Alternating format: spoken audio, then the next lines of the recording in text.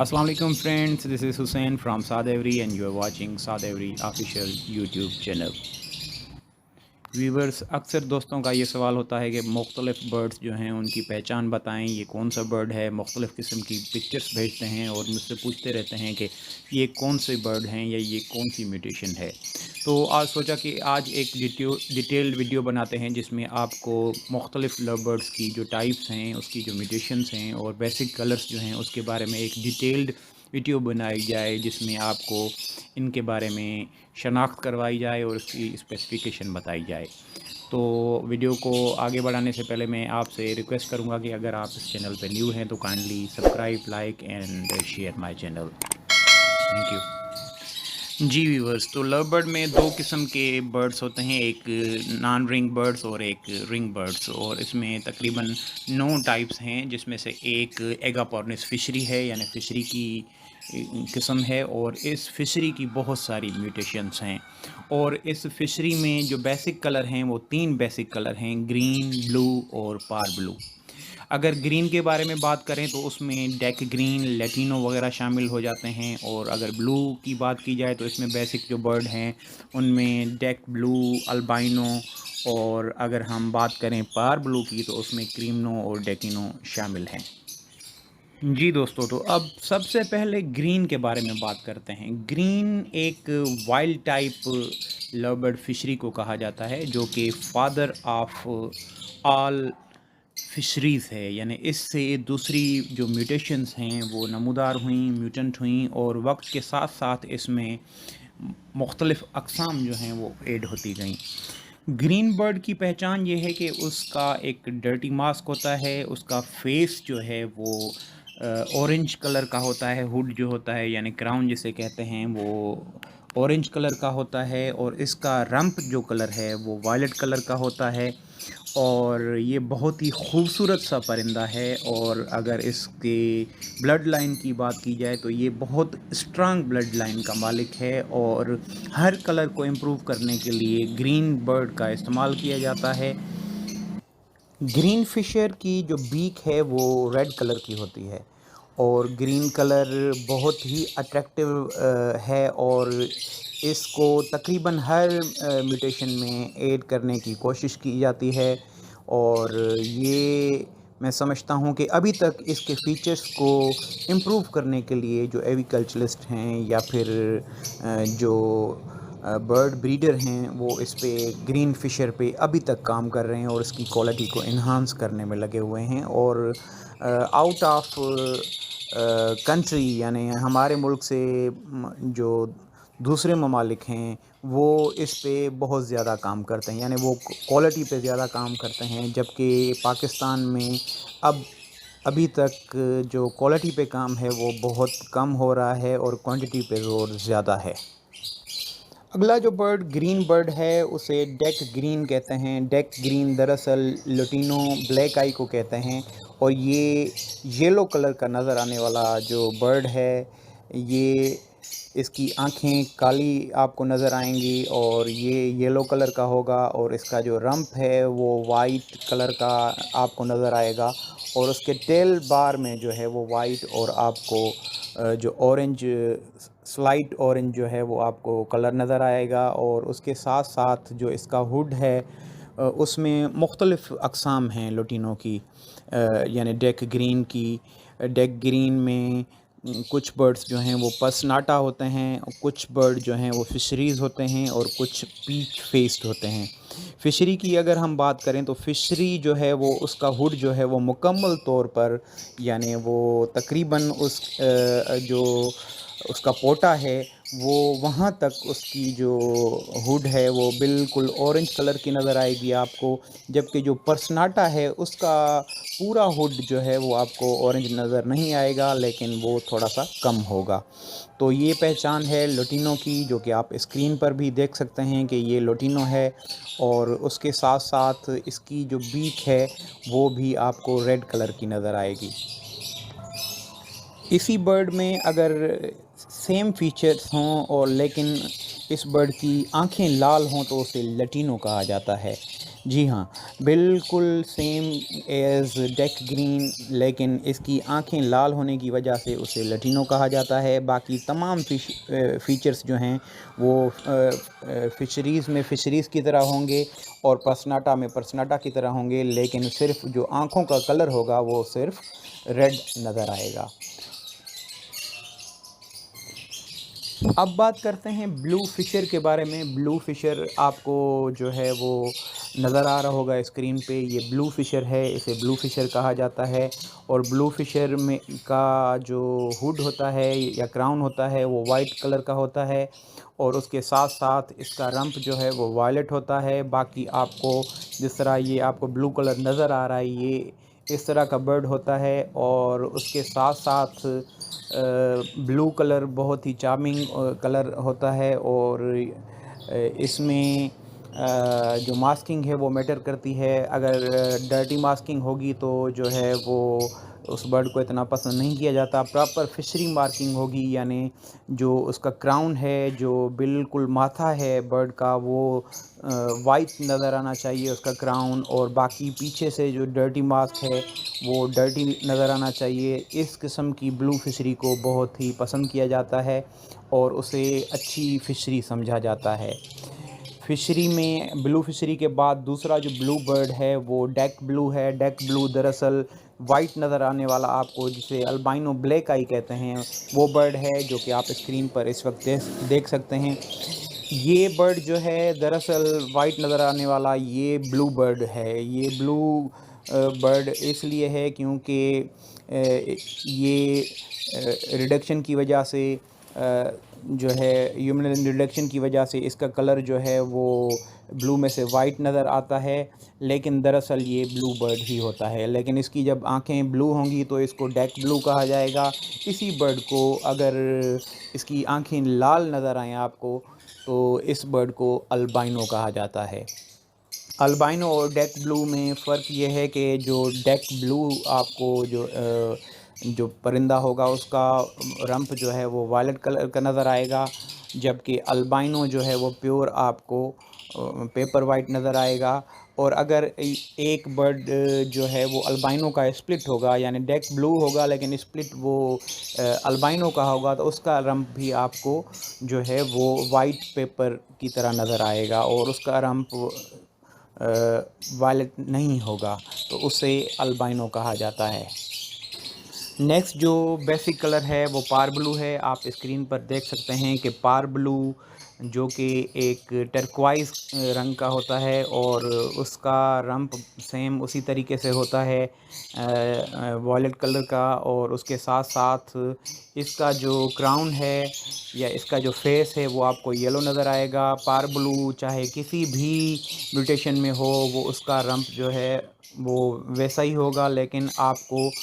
اس کا جو فیس ہے وہ آپ کو یلو رنگ کا نظر آئے گا۔ اور ہیوملن ریڈکشن کی وجہ سے اگر ہیوملن 100% اس میں سے ریڈیوس کیا جائے تو پھر اس میں سے کریمنو بنتا ہے، کریمنو نظر آتا ہے، جو کہ ایک کریم کلر کا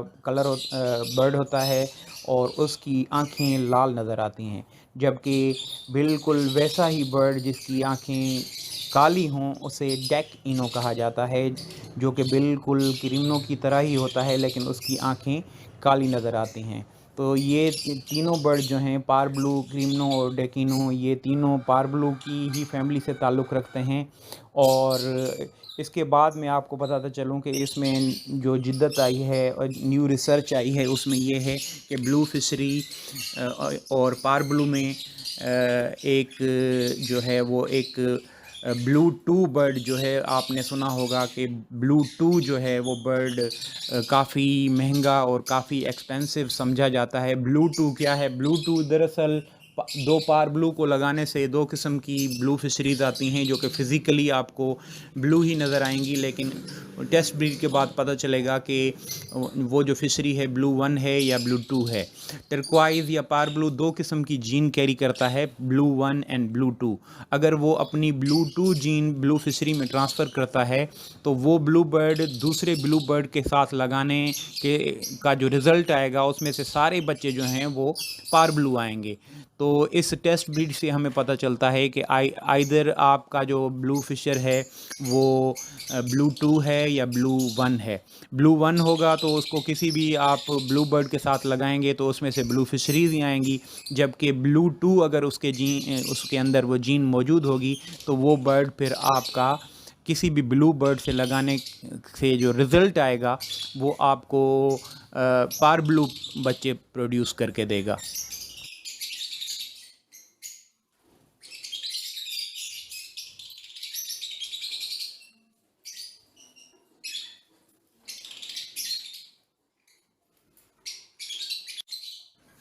فرینڈس، بیسک برڈز ڈسکس کرنے کے بعد ہم اب پہلی میوٹیشن پہ بات کرتے ہیں۔ سب سے پرومیننٹ، سب سے چارمنگ، اور میری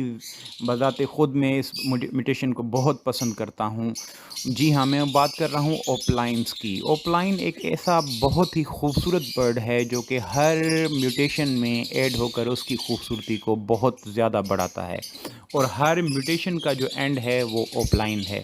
بہت سارے دوست یہ آج کل کہتے ہیں کہ اوپلائن کا ریٹ گر گیا، اوپلائن کم ہو گیا، یا اوپلائن ختم ہو گیا۔ اوپلائن ایک نہ ختم ہونے والی میوٹیشن ہے، کیونکہ آپ کو پیل فیلو ہوں، چاہے ڈائلیوٹ ہوں، یا کسی بھی قسم کی میوٹیشن ہو، اس کو الٹیمیٹلی آپ نے اوپلائن میں ہی لے کے جانا ہے۔ اوپلائن ہر میوٹیشن کی اینڈ ہے، تو یہ برڈ کبھی ختم نہیں ہو سکتا۔ ہاں، اس کی کوانٹٹی زیادہ ہونے کی وجہ سے، یعنی کوالٹی پہ جو بریڈر کام نہیں کر رہے تو وہ اس کی تعداد پہ کام کر رہے ہیں، جس کی وجہ سے جو چھوٹے فینسیئر ہیں وہ یہ سمجھ رہے ہیں کہ شاید اوپلائن جو ہے وہ اب ڈکلائن ہونے جا رہا ہے، لیکن ایسی کوئی بات نہیں ہے۔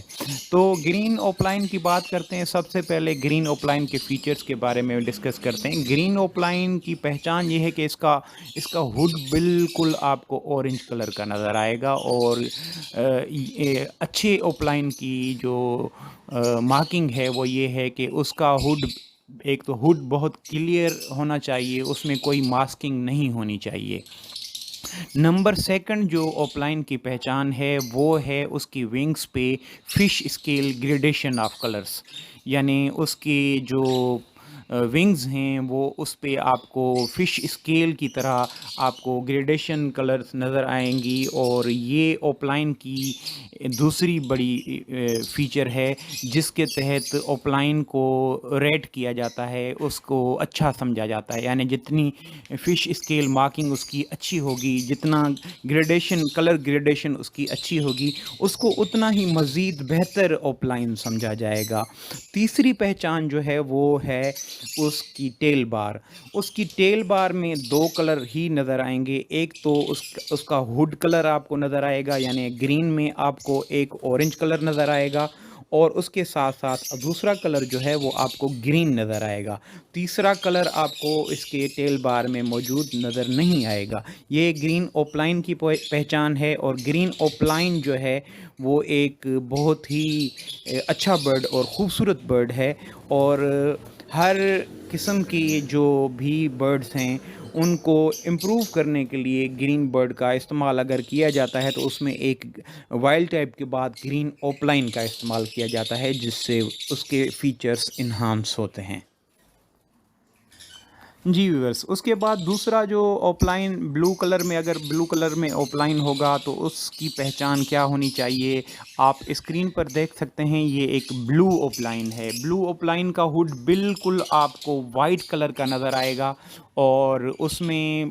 اگر ماسکنگ ہوگی یا اس میں ڈرٹنس ہوگی تو اس اوپلائن کو کوالٹی اوپلائن نہیں کہا جائے گا۔ یعنی ایک تو اس کا ہوڈ جو ہے وہ کلیئر ہونا چاہیے۔ کبھی کبھی اس کے چیکس پہ تھوڑے تھوڑے سے ہلکی ہلکی ماسکنگ ہوتی ہے، جو کہ بعد میں جب وہ چیک ہوتا ہے تو آہستہ آہستہ مولڈ کے بعد وہ کلیئر کر جاتا ہے، اس سے اتنا فرق نہیں پڑتا۔ لیکن اس کے ساتھ ساتھ جیسا کہ میں نے بتایا گرین اوپلائن کے بارے میں، اس طرح بلو اوپلائن میں جو کلر گریڈیشن ہے اس کی ونگز پہ وہ سیم اسی طرح سے ہوتی ہے، لیکن بلو کلر میں گریڈیشن بھی جو ہے وہ پرومیننٹ ہونی چاہیے، اور بلو اوپ لائن میں جو ٹیل بار ہے اس میں وائٹ اور بلو کلر شامل ہوتا ہے۔ تو یہ بلو اوپ لائن کی نشانی ہے۔ بلو اوپ لائن بہت ہی خوبصورت برڈ ہے، اور بلو اوپ لائن کو مختلف میوٹیشنز میں بھی ایڈ کیا جا رہا ہے، اور یہ برڈ جو ہے دور تک چلنے والا ہے۔ ابھی تک لوگ جو ہے اس کے فیچرز کو اچھی طرح سے امپروو کرنے کی کوشش کر رہے ہیں، اس کی سائز پہ کام کر رہے ہیں۔ اور میں آپ کو بتاتا چلوں کہ پاکستان میں اوپ لائن جو ہے وہ چیمپئن برڈ رہ چکا ہے، اور بہت سارے شوز میں اس نے جو ہے وہ مختلف جو ہیں ریوارڈز اور ایوارڈز حاصل کیے ہیں۔ بیسک کلر میں جو تیسرا کلر میں نے آپ کو بتایا پار بلو، اگر یہ پار بلو اوپ لائن میں ہو تو اس کے کیا کیا فیچرز ہوں گے، یہ آپ دیکھ سکتے ہیں اسکرین پہ کہ یہ ایک پار بلو اوپ لائن ہے۔ پار بلو اوپ لائن کی پہچان یہ ہے کہ اس کا ہوڈ مکمل طور پہ آپ کو مینگو کی طرح آپ کو یلو نظر آئے گا، جو کہ بہت ہی خوبصورت نظر آتا ہے، اور اس کے ساتھ ساتھ آپ کو پار بلو میں اس کا اوپ لائن میں اس کا کلر جو ہے وہ آپ کو ٹرکوائز نظر آئے گا، اور اس کا ٹیل بار جو ہے اس میں جیسا کہ میں نے آپ کو بتایا کہ اوپ لائن میں ایک اس کا ہوڈ کلر شامل ہوتا ہے اور ایک اس کا باڈی کلر شامل ہوتا ہے، یعنی پار بلو میں یلو اور ٹرکوائز کلر کی ٹیل بار ہوگی، یہ پار بلو کی نشانی ہے۔ اور پار بلو اس وقت جو ہے وہ سب سے زیادہ پسند کیا جانے والا اوپ لائن ہے، اور اس پہ بہت زیادہ کام ہو رہا ہے۔ اس کو ڈی ڈی پار بلو میں، ڈائلیوٹ میں، پیل فیلو میں، بہت ساری میوٹیشنز میں جو ہے ایڈ کیا جا رہا ہے، اور یہ ایک بہت ہی خوبصورت برڈ ہے۔ اور اوپ لائن میں یہ تین بیسک کلر جو ہیں وہ ہر بریڈر کے پاس، ہر فینسیئر کے پاس وہ چاہتا ہے کہ یہ بیسک کلر موجود ہوں، تاکہ ان بیسک اوپ لائنز کو مختلف میوٹیشن میں ایڈ کر کے ان کی ویلیو کو جو ہے وہ مزید امپروو کیا جائے اور اس کی ویلیو کو بڑھایا جائے۔ اور اگر کوالٹی امپرومنٹ کی بات کریں تو جو ہمارے ملک کے اور جو فارینر بریڈرز ہیں، ایویکلچرسٹ ہیں، وہ یہ ریکمینڈ کرتے ہیں کہ ایک ویژول اوپ لائن کو اگر ایک اسپلٹ اوپ لائن کے ساتھ جو ہے لگایا جائے تو یہ بہت ہی موزوں رہتا ہے، اور اس کا جو رزلٹ ہوتا ہے وہ زبردست رہتا ہے۔ ایک تو اس برڈ کی سائز بہت امپرووڈ ہو جاتی ہے، اس کے کلرز، اس کی گریڈنگ، یعنی اگر آپ ایک اسپلٹ کو ایک ویژول کے ساتھ لگاتے ہیں تو یہ بہت ہی ایک بریڈر کو جو ہے وہ اچھا رزلٹ دیتی ہے، خاص طور پر وہ برڈز جو کہ شو کے لیے تیار کیے جاتے ہیں، تو اس کے لیے زیادہ تر جو فینسیئر ہیں وہ ایک اسپلٹ اوپ لائن کو ایک ویژول اوپ لائن کے ساتھ جو ہے وہ پیئر اپ کرتے ہیں، اور ہمیشہ یہ ایڈوائز کیا جاتا ہے کہ ایک ڈارک کلر کے اوپ لائن کو ایک لائٹ کلر کے اوپ لائن سے اگر پیئر اپ کیا جائے تو اس سے آنے والے جو چکس ہیں وہ بہت زیادہ ان کا کلر جو ہے وہ برائٹ ہوتا ہے، اور ان کی کوالٹی بہت زبردست قسم کی ہوتی ہے، جو کہ اس کے فیچرز کو انہانس کرتی ہے۔ اوپ لائنز کے بارے میں آپ کو ایک اور بات بتاتا چلوں کہ یہ ایک جینڈر لنکڈ میوٹیشن ہے، یعنی اس میں جب تک آپ کے پاس ویژول اوپ لائن نہیں ہوگا، آپ کے پاس جو ہے وہ میل آپ کے پاس نہیں ہوگا، تو آپ کے پاس ویژول جو برڈ ہے وہ نہیں آئے گا، اور اس کے ساتھ ساتھ اس میں جو فیمیل ہے وہ اسپلٹ کیری نہیں کرتی، اسپلٹ صرف میل ہی کیری کرتا ہے، یعنی اگر ایک اوپ لائن کی فیمیل ہے تو وہ جو ہے وہ ویژول ہی ہو سکتی ہے، لیکن وہ اسپلٹ نہیں ہو سکتی، یعنی کوئی بھی گرین برڈ جو ہے وہ ہم یہ نہیں کہہ سکتے کہ وہ فیمیل ہے اور وہ اوپ لائن کا اسپلٹ ہے۔ ہمیشہ جو میل ہیں وہ ہی اوپ لائن کی جین کیری کر سکتے ہیں، اور وہی اسپلٹس جو ہیں وہ کہلا سکتے ہیں، کیونکہ یہ ایک جینڈر لنکڈ میوٹیشن ہے۔ لو برڈ کی خاص طور پر فشریز کی زیادہ تر جو ٹائپس ہیں یا زیادہ تر جو میوٹیشنز ہیں وہ ریسیسو ہوتی ہیں۔ ریسیسو سے مراد یہ ہے کہ جب تک دونوں طرف سے وہ جین نہیں ہوگی ایک میل اور فیمیل میں، تب تک ویژول برڈ نہیں آئے گا، جبکہ اگر اوپلائن کی بات کی جائے تو اگر صرف جو میل ہے وہ آپ اوپلائن کا لیں گے، اسے کسی بھی برڈ کے ساتھ آپ پیئر اپ کریں گے تو کم از کم وہ فیمیل جو ہیں وہ ویژول اوپلائنس پروڈیوس کرنے کی صلاحیت رکھتا ہے، جبکہ یہ ریسیسو برڈ میں یہ کوالٹی موجود نہیں ہے۔ جی دوستو، اب بات کر لیتے ہیں ایک ایسی خاص میوٹیشن کی جو اس وقت ٹاپ ٹرینڈنگ ہے۔ جی ہاں، میں بات کر رہا ہوں پیل فیلو کی۔ پیل فیلو ایک بہت ہی خوبصورت برڈ ہے۔ پیل فیلو میں جیملن ریڈکشن تقریباً 90 سے 95% تک جو ہے وہ ریڈیوس ہو جاتی ہے، جس کی وجہ سے پورے برڈ کا جو کلر ہے وہ پھیکا نظر آتا ہے، اور اس کے ساتھ ساتھ برڈ کی آنکھیں جو ہیں وہ بھی جیملن ریڈکشن کی وجہ سے ریڈ نظر آتی ہیں، جو کہ اینو ریڈ سے تھوڑی مختلف یعنی برگنڈی کلر کی نظر آتی ہیں۔ اور اس کے علاوہ اگر بات کی جائے اس کی اپیرنس کی تو یہ دیکھنے میں پیسٹل گرین سے مشابہت رکھتا ہے، لیکن اس کی وائٹ فلائٹ فیدرز اور اس کے پنکش فیٹ اور ہارن کلر کے نیلز اس کو پیسٹل گرین سے مختلف بناتے ہیں۔ یہ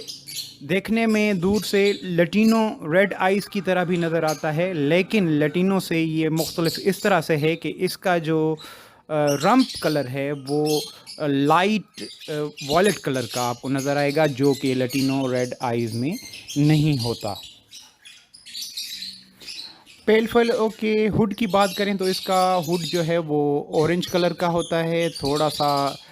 ریڈ کلر اس میں جو ہے وہ نمایاں نظر آتا ہے، اور اس کے ساتھ ساتھ یہ برڈ بہت ہی خوبصورت کلر ریپروڈیوس کرتا ہے، اور اس کے ساتھ ساتھ جو بلو پیل فیلو ہے وہ بھی آپ کو پھیکا پھیکا سا نظر آئے گا، اور ڈرٹی ماسکنگ جو ہے برڈ کی وہ تقریباً جو ہے وہ ختم ہو جاتی ہے، لیکن تھوڑی تھوڑی پھر بھی نظر آتی ہے۔ بات کریں پاربلو پیل فیلو کی تو پاربلو بھی سب سے زیادہ پسند کیا جانے والا پیل فیلو ہے، اور اس وقت سب سے زیادہ جو ہائیسٹ پرائز ہے پیل فیلوز میں وہ پاربلو کی ہے۔ اور اس کے ساتھ ساتھ میں آپ کو بتاتا چلوں کہ پیل فیلو کو اگر اوپلائن کے ساتھ پیئر اپ کیا جاتا ہے تو اگر یہ پیل فیلو اوپلائن آپ ریپروڈیوس کرتے ہیں تو اس سے اس کی خوبصورتی میں اور زیادہ اضافہ ہوتا ہے، اور اس کے ساتھ ساتھ اس کی ویلیو بھی بڑھ جاتی ہے، اور اس کی قیمت بھی جو ہے وہ پیل فیلو سے زیادہ بڑھ کر ہائی ہو جاتی ہے۔ تو میں سمجھتا ہوں کہ اس وقت دنیا کے اور پاکستان کے خاص طور پر جو بریڈر ہیں وہ پیل فیلو کی ورکنگ پہ لگے ہوئے ہیں، اور 2023 اور 24 انشاءاللہ یہ اس میں پیل فیلو کا جو فیوچر ہے وہ بہت برائٹ۔